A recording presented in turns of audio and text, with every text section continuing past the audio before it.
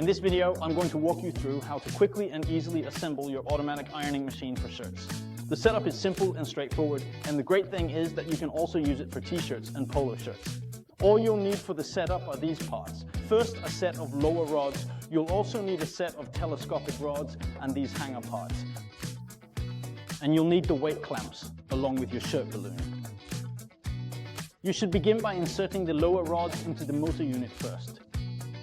The lower rods are those rods that cannot be extended. These lower rods can be a little stiff to insert, but that's how they're designed. Simply give them a good firm push to make sure they are securely and stably seated within the motor unit. The next thing we need to do is insert the telescopic rods into our lower rods.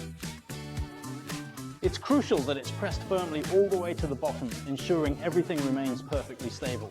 Now, you'll need to adjust your telescopic rods, and I recommend that you raise them by approximately 10 centimeters to start. This is a really good standard setting that works well for all sizes. Now let's assemble the hanger, which is done by putting the two parts together. Now we need to get the hanger positioned on the telescopic rods, and that's simply done by taking it from the top and lowering it into the hole. Now we move to the step where we need to pull our shirt balloon down over the entire setup.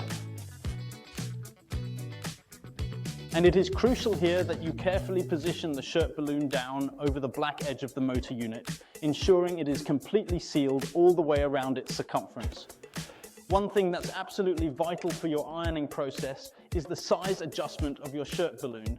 There are 4 zippers in total, with 2 zippers located on each side. And the more you open these zippers, the wider the balloon becomes, and consequently the tighter the shirt will be stretched. You'll have to try it yourself and adjust the shirt balloon to perfectly fit your specific size. Now, you are essentially prepared for ironing. However, I truly recommend that you go and watch our tips and tricks video, where we provide a few quick pointers and helpful advice on how to achieve the most optimal results with the machine.